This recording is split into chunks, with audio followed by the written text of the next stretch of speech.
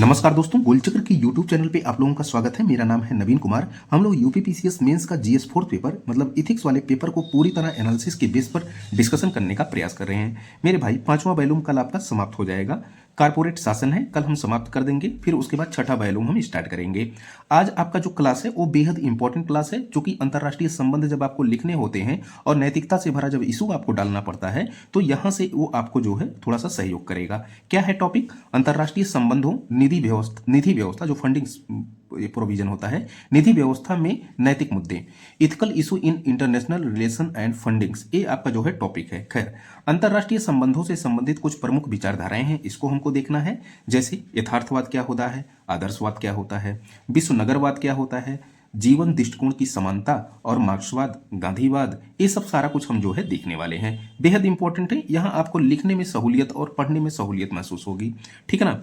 यथार्थवाद, जिसको हम जो है रियलिज्म कहते हैं, क्या होता है ये? यहाँ पर ध्यान में रखिएगा कि जब हम यथार्थवाद की बात करते हैं तो हर देश अपना आर्थिक हित, निजी हित चाहते हैं। जैसे अमेरिका अपना निजी इंटरेस्ट जब चाहता है तब भारत पर 50% का टैरिफ लगाता है। चाइना भी ऐसे, इंडिया भी अपने निजी हित के आधार पर जो है अमेरिका से चाहे व्यापार करे, चाहे रूस से व्यापार करे या चाइना से व्यापार करे, ये इसके निजी जो है हित हैं। जहां से निजी हित जुड़ेगा वहां से इंडिया अपना जो है द्विपक्षीय व्यापार संपन्न करेगा। फिलहाल मेरा यह कहना है कि जो यथार्थवाद होता है ना, वो विदेश नीति का प्रमुख आधार राष्ट्रीय हित होता है। प्रमुख राष्ट्रीय हित जैसे सुरक्षा, एकता, अखंडता, ये सब सारी चीजें इसके अंतर्गत आती हैं। अंतर्राष्ट्रीय राजनीति जैसे शक्ति संघर्ष की राजनीति इसमें हमको दिखाई पड़ती है। नैतिकता इस विचारधारा के अनुकूल नहीं, मतलब कि इसमें नैतिकता विशेष तौर पे नहीं ध्यान में रखी जाती है। सेल्फ हित या निजी हित या राष्ट्र हित को हम प्राथमिकता देते हैं। यथार्थवाद। आदर्शवाद क्या होता है, जिसको हम आइडियलिज्म कहते हैं। इसमें देखिए, इसमें सर्वधर्म वसुधैव कुटुंबकम की विचारधारा पे आधारित कार्य किया जाता है, मतलब कि संपूर्ण पृथ्वी एक परिवार की तरह भांति व्यवहार किया जाता है। शांति और सहयोग पर आधारित कार्य किया जाता है। विश्व के सभी देशों में जो है जन कल्याण सुनिश्चित हो सके, ऐसा जो है विचारधारा को अपनाने का प्रयास किया जाता है। इसको हम आदर्शवाद या आइडियलिज्म कहते हैं, मतलब कि शांति व सहयोग पर बल दिया जाता है। इसमें कॉमन हित, मतलब कि सभी का जिसमें हित छुपा हुआ हो, यूएन व उनकी संस्थाएं इसी विचारधारा पर कार्य करती हैं। ठीक है ना, ये आदर्शवाद है। अच्छा, ये जो है यह गांधीवाद के जो है अनुकूल तथा यथार्थवाद के विपरीत। भाई यथार्थवाद में क्या था? यहाँ पर राष्ट्रीय हित या निजी हित के लिए हम कार्य कर रहे थे, नहीं, यहाँ पर सार्वजनिक हित, तो इसके विरोध में ये जाएगा। ठीक है ना। अब यहाँ पे जरा देखना, यहाँ पर विश्व नगरवाद, जिसको हम कॉस्मोपोलिटेनिज्म कहते हैं, इंग्लिश देख लीजिए इसका। अच्छा, ये जो है यह भी वसुधैव कुटुंबकम की विचारधारा पर आधारित होती है। भूमंडलीकरण की विचारधारा पर आधारित होती है। भारत के विश्व बंधुत्व विचारधारा के ये नजदीक है। ठीक है। यहाँ पर जो है सार्वजनिक हित या फिर हर सारी चीजें जो है जिसमें किसी प्रकार का व्यवधान ना पैदा हो, सर्वहित जो है ध्यान में रखा जाता है। तो ये आपका विश्व नगरवाद हो गया। जीवन दृष्टिकोण की समानता, मतलब यहाँ पर है कि सभी नागरिकों में समान महत्व दिया जाता है और राष्ट्रहित सबका जो है ध्यान में रखा जाता है। तो ये सब सारी चीजें जो है, अच्छा, ये संरक्षणवाद अथवा राष्ट्रवाद के खिलाफ भी होता है। विश्व के सभी नागरिकों को समान महत्व दिया जाता है, राष्ट्रवादी तथा संरक्षणवादी विचारधारा के विरुद्ध होता है। ठीक है ना। आते हैं अब हम लोग मार्क्सवाद और गांधीवाद को देखते हैं। अब देखना जरा, मार्क्सवादी और गांधीवादी विचारधारा अंतर्राष्ट्रीय संबंधों पर किस प्रकार का इंपैक्ट डालती है। जैसे जो मार्क्सवाद होता है यह राष्ट्रवाद निरर्थक मानता है, मतलब राष्ट्रवाद को नहीं मानता। मूल संघर्ष इसका जो होता है वह गरीब और अमीर के बीच होता है, मतलब कि समाजवाद को जबरदस्ती फॉलो करता है, पूंजीवाद का विरोध करता है। वहीं पर जो गांधीवाद है, वहीं पर जब आप गांधीवाद देखेंगे तो गांधीवाद जानते ही हैं आप कि सत्य, अहिंसा, वैश्विक शांति, इस पर जो है बल देता है। निशस्त्रीकरण पर बल देता है, मतलब कि शस्त्र को जो है त्यागने पर बल देता है। और साथ ही साथ जो आदर्शवाद के ये अनुकूल, आदर्शवाद हमने पढ़ा था ना कि मतलब कि जो है जहां पर सबका हित हो, सब देशों का हित हो, सारे नागरिकों का हित हो, सर्व कल्याण छुपा हुआ हो, सर्वोदय छुपा हुआ हो, एकता, बंधुत्व, भाईचारा पर बल देता है, तो ये गांधीवाद हो गया। ठीक है ना भैया। अब यहाँ पे देखना जरा, बड़ा इंपॉर्टेंट टॉपिक है आपका, अंतर्राष्ट्रीय नैतिकता से संबंधित मुद्दे। बेहद इंपॉर्टेंट है। कौन कौन से मुद्दे अंतर्राष्ट्रीय नैतिकता से जुड़े हुए होते हैं? जैसे पहला है विश्व की साझा संपत्ति का प्रबंधन व विनियमन। दूसरा है पर्यावरणीय संकट व जलवायु परिवर्तन से संबंधित मुद्दा। तीसरा है विकास बनाम पर्यावरण। चौथा है आपका निशस्त्रीकरण। और पांचवा है मानवाधिकार। और छठा है बौद्धिक संपदा अधिकार। ऐसे आतंकवाद वगैरह भी हो सकता है। ठीक है ना। कई मुद्दे ऐसे हो सकते हैं जो अंतर्राष्ट्रीय नैतिकता से जुड़े हुए होते हैं। मतलब यहाँ पर किस प्रकार की नैतिक या अनैतिक चीजें हो सकती हैं किन मुद्दों को लेकर के, तो वो सब सारी चीजें हम जानने वाले हैं। विश्व की साझा संपत्ति का प्रबंधन व विनियमन। हम जानते हैं कि जो आर्कटिक वाला क्षेत्र है, जो अंटार्कटिका वाला क्षेत्र है, ठीक है ना, यहाँ पर देखिए सारे देशों का अपना जो है अधिकार हो सकता है। जैसे भारत का है ना, अंटार्कटिका वाले क्षेत्र में भारतीय है या फिर दक्षिणी गंगोत्री है, वहाँ पर रिसर्च अनुसंधान है। तो सवाल यह है कि क्या विकसित देश या जो पूंजीवादी या जो सबसे अमीर देश हैं उन्हीं का केवल आधिपत्य हो? ऐसा नहीं है। तो वहां पर नैतिकता का पतन होगा, अनैतिकता होगी। तो ऐसे में जो अंटार्कटिका है, आर्कटिक है, खुले सागर हैं, खुले सागरों के संसाधन हुआ, मुक्त आवागमन, ये जो है सार्वजनिक हित के लिए होना चाहिए, किसी एक देश का आधिपत्य नहीं होना चाहिए, नहीं तो वहां पर नैतिकता से संबंधित प्रश्न चिन्ह खड़ा होगा। जैसे दक्षिण चीन सागर में जो है चाइना अपना आधिपत्य बढ़ा रहा है, तो वो भी इसके अंतर्गत आपका आ जाएगा। ऐसे अंतरिक्ष कूटनीति, अंतरिक्ष कूटनीति में आप देखते हैं कि अमेरिका, फ्रांस, जर्मनी या फिर रूस, इन सब देशों का बहुत ज्यादा आधिपत्य है ना, चाइना। तो ये मतलब कि और भी देशों के लिए जो है ये चीजें ठीक नहीं है। तो अंतर्राष्ट्रीय जो अंतरिक्ष जो कूटनीति है, ये एक प्रकार की नैतिकता संबंधी मुद्दे को जो है शो करती है।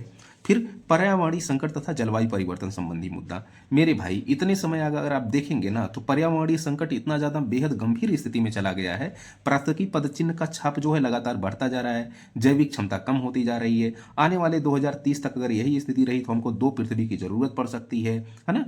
इसके लिए क्या, पेरिस जलवायु समझौता, एसडीजी लक्ष्य, ग्लोबल वार्मिंग, ग्लेशियर तथा चरम जलवायु संबंधी मुद्दे, जैव विविधता संरक्षण, द्वीपीय तथा तटीय क्षेत्रों के डूबने से संबंधित मुद्दे, ये सब मुद्दा जो है आपके अंतर्राष्ट्रीय नैतिकता से जुड़ा हुआ है। ठीक है।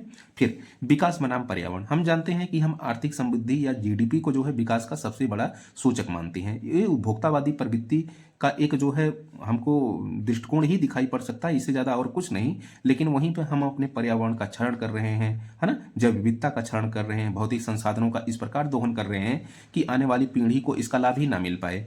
तो कई ऐसी सारी चीजें हैं, विकास बनाम धारणीय विकास। तो ये सब मुद्दे जो है अंतर्राष्ट्रीय नैतिकता से जुड़े हुए होते हैं। फिर निशस्त्रीकरण। भाई निशस्त्रीकरण, आप आतंकवाद, अच्छा ये आतंकवाद को, शस्त्रीकरण आतंकवाद को बढ़ावा देता है। ठीक है ना, जितना आप शस्त्र धारण करोगे अगला भी शस्त्र धारण करेगा, तो आतंकवाद को ये बढ़ावा देगा। तो निशस्त्रीकरण होना चाहिए, ये नैतिकता से संबंधित मुद्दा है। मानवाधिकार। मानवाधिकार कब होता है? जब मानव के अधिकारों का उल्लंघन हो। जैसे शरणार्थी मुद्दा, कि मध्य एशिया, रोहिंग्या, ये सब मुसलमान या फिर रोहिंग्या मुसलमान ही हैं, तो वो जब दूसरे देशों में या भारत में या फिर बांग्लादेश में इत्यादि कहीं प्रवेश करते हैं, तो मानवाधिकार से संबंधित मुद्दा एक प्रकार से उभर कर आता है। या फिर कहें कि कहीं युद्ध चल रहा है, जलवायु परिवर्तन हो रहा है, तो उसके कारण कोई स्केप कर रहा है, तो मानवाधिकार। या जेल में जो बंद हैं उनके जो है मानवाधिकार का मुद्दा। तो ऐसी कई सारी चीजें, गरीबी, भूखमरी, युद्ध, इनसे संबंधित मानवाधिकार का मुद्दा उभर के आता है। बौद्धिक संपदा अधिकार। बौद्धिक संपदा अधिकार में आप चाइना को देखेंगे, अमेरिका, फ्रांस, इन जर्मनी, इन सब चीजों को देखेंगे ना लोग, इन सब देशों को, तो ये आधिपत्य बना के रखे हैं। दूसरे देश अगर कोई भी चीज खोजते हैं तो उनको वो चीजें जो है राइट नहीं दिया जाता है जो विकसित देशों को दिया जाता है। तो यहां पर भी एक नैतिकता का प्रश्न उठता है, विकसित देश बनाम विकासशील देश। आते हैं नेक्स्ट। अब यहाँ पे देखना, अंतर्राष्ट्रीय संबंधों में नैतिकता के प्रमुख आधार। मतलब कि अगर अंतर्राष्ट्रीय संबंध स्थापित करना है तो नैतिकता के क्या क्या आधार हो सकते हैं। भाई वसुधैव कुटुंबकम की विचारधारा अपनाइए ना, नैतिकता अच्छी होगी। युद्ध तथा जलवायु शरणार्थियों के प्रति जो है संवेदनशीलता होनी चाहिए, करुणा और सहानुभूति होनी चाहिए, पर्यावरणीय नैतिकता होनी चाहिए। ये सब सारा कुछ हमने डिटेल से डिस्कस किया है। प्रेम, शांति, अहिंसा का जो है एक बेहतर हमको मूल्य होना चाहिए सबके भीतर। मानवाधिकार को वरीयता दिया जाना चाहिए, एसडीजी लक्ष्यों को प्राप्त करने की कोशिश की जानी चाहिए। तो ये जब सारी चीजें होंगी ना, तो नैतिकता अपने आप जनरेट होगी अंतर्राष्ट्रीय स्तर पे। फिर अंतर्राष्ट्रीय निधि व्यवस्था से जुड़े नैतिक मुद्दे। अंतर्राष्ट्रीय निधि मतलब कि जो अंतर्राष्ट्रीय स्तर के कोष हैं उसमें जो पैसे आते हैं उसका प्रयोग किस प्रकार किया जा रहा है, कहीं अनैतिक या नैतिक चीजों के लिए तो नहीं किया जा रहा है। तो ये सब सारा चीज ये आपको देखने को मिलेगा। जैसे विदेशी या बहुराष्ट्रीय स्रोत से प्राप्त धन अंतर्राष्ट्रीय निधि पोषण की श्रेणी में आता है। ठीक, अंतर्राष्ट्रीय निधि पोषण सकारात्मक व नकारात्मक दोनों तरह के उद्देश्यों के लिए हो सकता है, और दोनों के साथ ही कई नैतिक मुद्दे जुड़े हुए हैं। कौन कौन से मुद्दे जुड़े हुए हैं इसको देखते हैं हम लोग। यहाँ पे देखना जरा, निधि पोषण में नैतिकता से संबंधित जुड़े कुछ मुद्दे हैं। पहला है नैदानिक परीक्षण, दूसरा है हथियारों के लिए फंडिंग, और तीसरा है मानवाधिकार के लिए फंडिंग। भैया मैं कह रहा हूँ कि नैदानिक परीक्षण मतलब कि नैदानिक जैसे चिकित्सा के लिए कोई आप रिसर्च कार्य कर रहे हो, अनुसंधान कर रहे हो ना, तो यहाँ पर जो विकसित देश के अनुसंधान या कंपनियां होती हैं वो विकासशील देशों में जो है साझेदारी करती हैं और फिर अपनी आधिपत्यता जताने की कोशिश करती हैं, वहाँ पर केवल केवल आर्थिक हित साधने की कोशिश करती हैं। तो यहाँ पर भी उनको तो पैसा मिलता है, उनको तो उस देश से फंडिंग होती है, यूएन से फंडिंग होती है, ऐसे कई अंतर्राष्ट्रीय संस्थाओं से फंडिंग होती है। लेकिन समस्या क्या होती है कि वो निजी हित के लिए जब कार्य करने लगते हैं तो फिर एक नैतिकता सा जुड़ा मुद्दा उत्पन्न हो जाता है। निवेश विकसित देशों की कंपनियों द्वारा विकासशील देशों पर दबाव डाला जाता है, यहाँ पर भी आपको दिखाई पड़ेगा। फिर हथियारों के लिए फंडिंग, यहाँ पे देखना जरा, एक देश द्वारा दूसरे देश की दूसरी सरकार को हथियार देना नैतिक या अनैतिक हो सकता है। जैसे रूस के द्वारा या चाइना के द्वारा पाकिस्तान को जब हथियार दिया जाता है ना, तो नैतिक तब होगा जो अपने लिए वो सुरक्षा कवच के रूप में इस्तेमाल करेगा। अगर वो आतंकवाद के रूप में इस्तेमाल करता है तो फिर वो अनैतिक हो जाएगा ना। तो नैतिक और अनैतिक दोनों हो सकता है। जैसे भारत जो हथियारों का सब आयात करता है वो केवल केवल नैतिकता के लिए करता है, मतलब अपने संरक्षण के लिए, सुरक्षा के लिए करता है। एक देश द्वारा दूसरे देश की सरकारों को अस्थिर करने के लिए आतंकवादी तथा राष्ट्रवादी संगठनों को पैसा तथा हथियार देना, मतलब कि सरकार को तोड़ने का प्रयास करना, देश को विखंडित करने का प्रयास करना, ये भी तो एक प्रकार की समस्या है ना। फिर मानवाधिकार हेतु फंडिंग, कुछ संस्थाएं ऐसी होती हैं जो मानवाधिकार के नाम पे काम करती हैं, एनजीओ होती हैं, उनको फंडिंग जाती है तो मान लीजिए तो वो तो नैतिक है। लेकिन कुछ संस्थाएं ऐसी होती हैं जो मानवाधिकार के नाम पे पैसे ले लेती हैं और बाद में वो केवल केवल अपना निजी हित चाहती हैं, जो कि अनैतिक है। तो वही कह रहा है कुछ संस्थाएं वास्तव में मानवाधिकार के लिए कार्य करती हैं, इनका निधि पोषण वास्तव में तो नैतिक है, लेकिन कुछ मानवाधिकार के नाम पर निजी हित या आर्थिक हित साधती हैं जो अनैतिक है। तो ये हमने देखा पूरी तरह अंतर्राष्ट्रीय स्तर पर नैतिकता, उससे संबंधित मुद्दे और निधि पोषण से संबंधित नैतिकता का क्या मुद्दा हो सकता है, ये सब सारी चीजें। आज के लिए फिलहाल इतना ही। Thank you so much. कल हम लोग जो है कारपोरेट शासन को पूरी तरह देख करके खत्म कर देंगे, फिर छठा वैल्यूम परसों से स्टार्ट कर देंगे। उम्मीद है कि चीजें समझ में और पसंद आ रही होंगी। ये भी उम्मीद करता हूँ कि आप नोट्स भी बना रहे होंगे और थोड़ा सा चैनल को शेयर, लाइक, सब्सक्राइब करें तो मुझे भी थोड़ा सा मोटिवेशन मिलेगा। Thank you.